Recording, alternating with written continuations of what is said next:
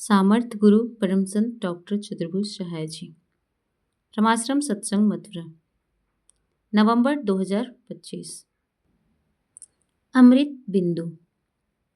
विश्व प्रेम। सामर्थ गुरु परम संत डॉक्टर चतुर्भुज सहाय जी। विश्व प्रेम की अवस्था बहुत ऊंची है। इसके आने पर सब अपने ही दिखाई देते हैं। किसी से द्वेष नहीं रहता, किसी से घृणा नहीं होती। महर्षि पतंजलि ने चित्त के विकारों की निवृत्ति का एकमात्र उपाय ईश्वर प्रणिधान ही माना है। ईश्वर प्रणिधान का अर्थ है ईश्वर के भरोसे अपने को छोड़ देना, उसकी मर्जी पर चलना, राजी व रिजा। इस साम्यावस्था की प्राप्ति का साधन उनके शब्दों में सुनिए। मैत्री करुणा मुदितो पेच्छानां सुख दुख पुण्या पुण्य विषयाणां भावना तच्चित प्रसादनम्। वह कहते हैं दूसरे प्राणियों को सुखी देखकर उनसे मित्रता व प्रेम करो। यदि किसी को दुखी देखो तो उस पर दया करो। धर्मात्माओं को देखकर प्रसन्न हो और पापियों से उदासीन हो जाओ।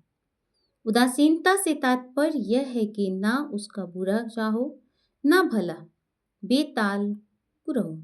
ऐसी भावना लाने पर चित्त निर्मल बन जाता है और विश्व प्रेम उत्पन्न हो जाता है। विश्व प्रेम की अवस्था बहुत ऊंची है। इसके आने पर सब अपने ही दिखाई देते हैं।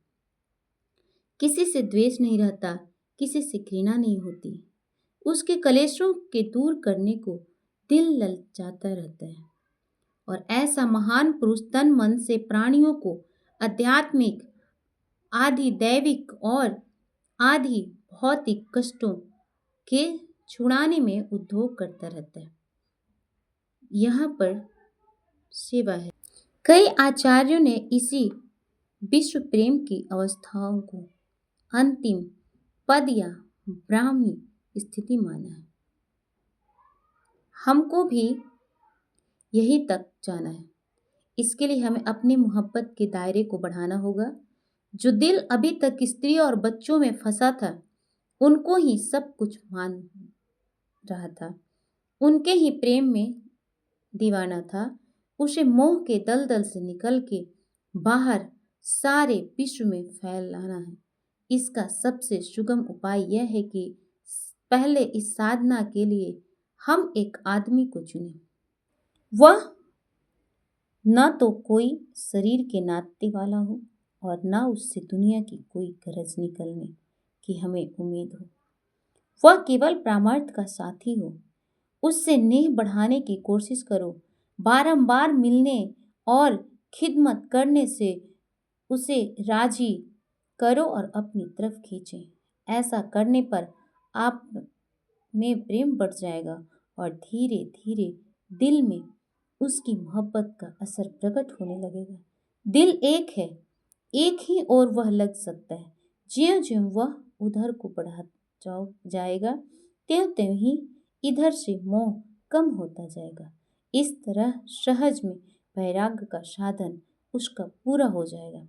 शास्त्र कहता है कि अभ्यास और वैराग्य से दर्शन मिलता है। गुरु की बताई हुई क्रिया से निरंतर मन को एकाग्र करने का उद्योग करना अभ्यास कहलाता है और संसार की वस्तुओं और संसारी संबंधियों से दिल का लगाव कम हो जाना वैराग्य है। यह वैराग्य गुरु प्रेम से मिलता है और इसी प्रेम को हृदय में उत्पन्न करने के लिए गुरु सेवा या गुरु भक्ति की जाती। जब इतनी साधना पूरी हो चुके और मन अपने सगे संबंधियों की तरह गुरु से ही भी पूरी मोहब्बत करने लगे, तब फिर उसे थोड़ा और आगे बढ़ाओ। गुरु के दूसरे भक्तों में फैलाओ, जिनका तुम गुरु भ्राता या अपना सत्संगी कहते हो। ऐसा करने पर उनसे भी गाढ़ी मित्रता हो जाएगी और वह सब तुम्हें अपने ही मालूम देने लगेंगे। वह तुम्हें प्यार करेंगे और तुम उन्हें प्यार करोगे। यहाँ पर आकर तुम्हारी नज़र में संसारी रिश्तेदार फीके पड़ जाएंगे। वह गुरु भाइयों के मुकाबिल में गौन हो जाएंगे। सोचो तुम्हारी आत्मा कितनी विस्तृत हो गई। कहाँ तो वह घर के अंदर थी और आज इन लोगों तक पहुंची जो न तुम्हारी जात या बिरादरी के हैं, न कोई पहले के दोस्त हैं। प्रथम एक सेंटर गुरु तक उसे बढ़ाया, फिर दूसरे गुरु भाइयों में फैलाया। अब इसी तरह और इसका दायरा बढ़ते चले जहाँ तक कि सारे विश्व में फैल जाए। बस काम पूरा हो जाए। दिक्कत शुरू ही में पड़ती है। जब गुरु और गुरु भाइयों तक वह आ जाती है तो आगे वह स्वयं की ही बढ़ जाती है। किसी कोशिश की जरूरत नहीं होती, क्योंकि अब तो उसमें हरकत पैदा हो गई है।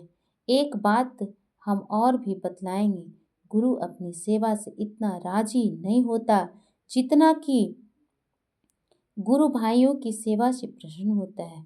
वह ईश्वर रूप है, ईश्वरीय उसका स्वभाव है। भगवान भक्त की सेवा से जितना जल्दी रिझते हैं उतने अपने भजन से नहीं प्रसन्न होते। जहाँ दोनों से प्रेम का व्यवहार हो वहाँ तो सभी काम ठीक है। जैसी प्रीति कुटुंब से तैसे गुरु से हो। चले जाऊं बैकुंठ को बाहन पकड़े को। श्री कबीरदास। इस गुरु स्नेह की जांच करते रहना चाहिए। स्वप्न से मन की परीक्षा ठीक होती है। जागृत अवस्था में मनुष्य मन को अपने ध्येय पर रोक सकता है। गलत रास्ते से लौटे उसे लौटा सकता है, पर स्वप्न अवस्था में उस पर कोई अधिकार नहीं होता। उस समय वह स्वतंत्र घूमता है और जिन चीजों की ओर उसका झुकाव होता है उन्हीं की कल्पित सृष्टि रच उसमें विहार करने लगता है। साधकों को यह देखते रहना चाहिए कि हमको स्वप्न किस प्रकार के आते हैं। जब तक संसारी स्वप्न आवे तब तक यह समझना चाहिए कि अभी विषयों से मन का उपराम नहीं हुआ, और जब स्वप्न में गुरु के दर्शन करे, गुरु भाइयों को देखे, सत्संग पे कथा कीर्तन होता देखे, देवताओं व ऋषियों के दिव्य स्वरूप सम्मुख आवे, संत व महात्माओं के उपदेश का यह समीपत्व का सौभाग्य प्राप्त हो तो यह निश्चय कर लेना चाहिए कि मन अब इधर से विरक्त हो उधर को बढ़ने लगा। नीचे दर्जे के साधकों को ऐसे दिव्य स्वप्न कभी कभी आते हैं। उन्हें एक डायरी में नोट कर लेना चाहिए और अपने गुरु को भी उसकी सूचना दे देनी चाहिए, ताकि वह भी तुम्हारी हालत का अंदाजा लगा सके। यद्यपि समर्थ गुरु अपनी दिव्य दृष्टि से शिष्य को देखता रहता है, उसकी खबर रखता है, चाहे वह कितनी ही दूरी पर क्यों न हो। परंतु शिष्य का भी फर्ज है कि जुबानी या तहरीर अपनी हालात की हमेशा उसे इतला करता रहे। अक्सर साधकों को डायरी लिखने की गुरु लोग जो आज्ञा देते हैं वह इसी अभिप्राय से होती है। उचित है कि पक्ष या मास में उस डायरी को गुरु के सम्मुख पेश करें और स्वप्नों के विषय में अवस्था अथवा अभ्यास की आदि कोई विशेष अवस्था उन दिनों आई हो तो उसके विषय में शंका समाधान कर ले, ताकि बात समझ में आ जाए। कभी कभी साधकों को स्वप्न में या ध्यान में आगे पीछे की होने वाली बातें भी मालूम हो जाती हैं।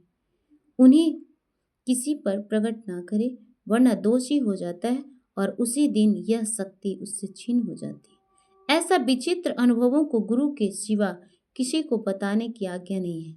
खामोशी और जब्त साधकों के लिए लाजमी है। जो वक्त करने वाले होते हैं उन्हें स्थान से पतित कर दिया जाता है। इसलिए मामले में होशियार रहने की जरूरत है। ओम शांति शांति शांति। श्री गुरु नमः।